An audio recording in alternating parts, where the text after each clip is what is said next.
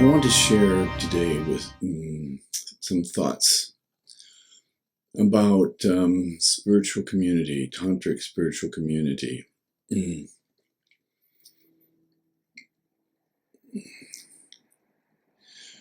My own experience with community has been largely quite positive.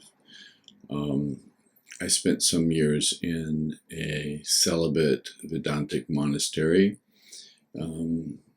both in India and in the United States. And the camaraderie, the brotherhood, the intensity of practice, the support for practice, the sense of meaning and purpose in our lives, all very positive aspects of spiritual community. However, what I found over time living a celibate life in these communities, the one thing that over time just didn't work for me was the feeling that my vitality was drying up, that by shutting myself off from the experiences of interpersonal love and sexual sharing and that sort of thing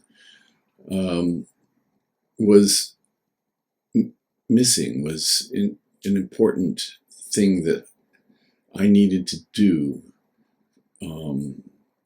to progress. I was a very dedicated celibate from teenage years, and the value of that at that age is that it kept my focus on my spiritual life, on my academic studies, and I had no distractions of the kind that can happen when you're seeking romantic or sexual relationships and trying to navigate the complexities, emotional and social complexities of those relationships. So all of that was gone, all of that was missing, and that was a positive thing.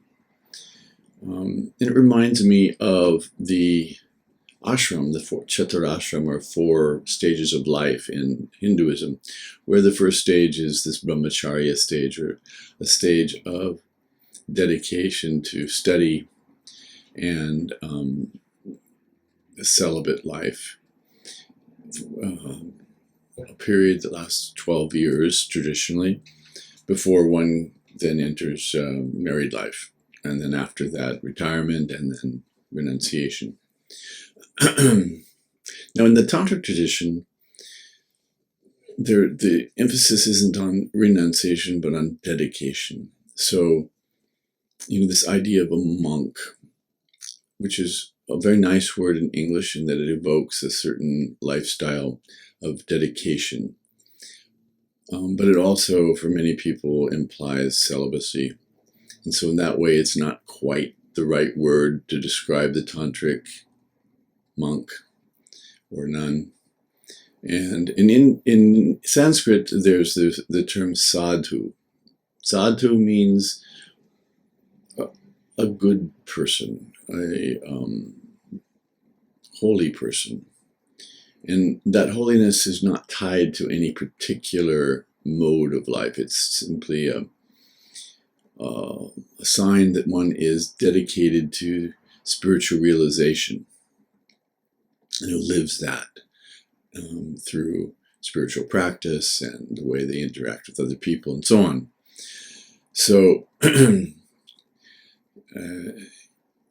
that's what the Tantric monk or nun strives to be, is a sadhu, a good person, a person dedicated to spiritual life. And community is no doubt helpful in that kind of life. So, living in community, people together, a celibate community simplifies things. You don't have so much of the complexities of emotional entanglements and so on, and that's all to the good, all beneficial. But you also don't have the benefits of working through those kind of interpersonal experiences that can be such powerful engines of personal growth. So what I envision, what I've been working toward since I left the celibate monastery, was a community for men primarily, because I think that works better, that men together work better. Although I've visited communities where men and women were working together, were living together, and where there was a celibacy expectation for most of them if they were single, but not if they were married. And that seemed to work out for them. But in any case, I'm more interested in an all-male community.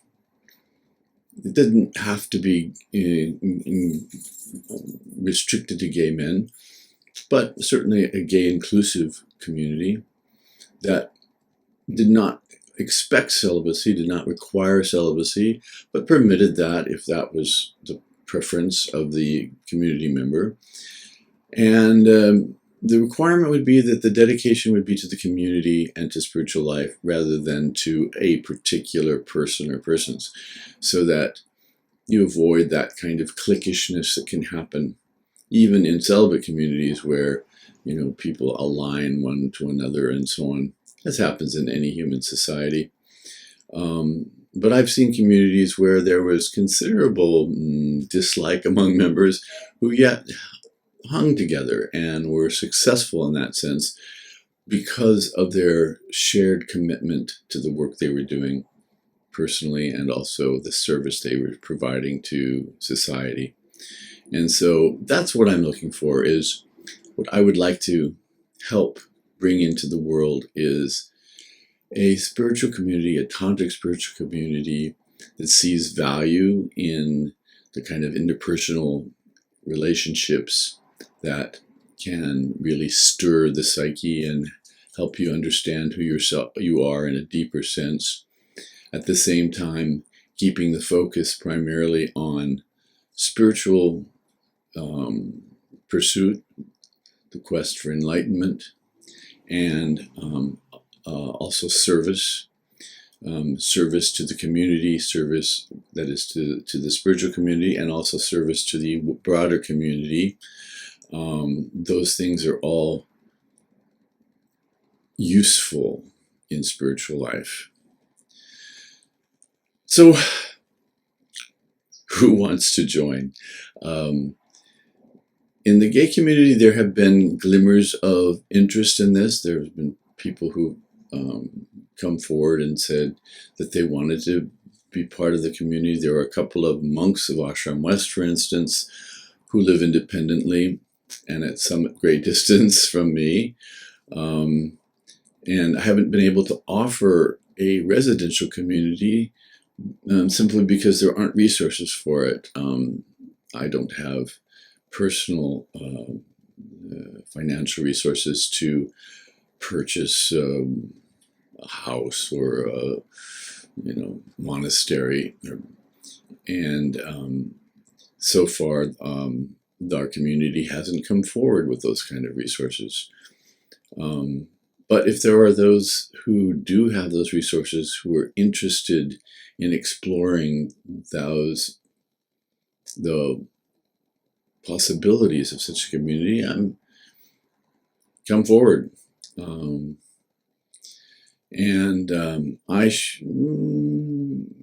would like to hear also what your thoughts are about all this. I've been thinking about these things for a lot of years, and currently I live with one other person in a non-sexual, non-romantic relationship, sort of like a monastery. I mean, this place is my own personal monastery. And so I enjoy some of the aspects of community, as companionship and shared resources and so on. All those things would be there. I see people possibly working outside and then helping to support the community. Not necessarily always just living without work. It would be nice if the community could support people who were full-time monks, and by that I mean people who, we'd all be full-time monks, but some would be working in the community and some would be working primarily in the ashram. And this is also a model that you see in some Catholic communities where priests might be psychotherapists or something, and they have an income that comes and may be shared with the community in some way and help support the residential community. So for a residential community to come into being, there has to be a desire for it, obviously. There has to be a belief, a strong belief that dedication to spiritual life is a primary goal, and there needs to be financial resources. So I say, if those things are important to other people who are listening to me, then let's come together. Let's make it happen. Because I think it's something that would benefit not only us personally, but also the world at large. Thanks.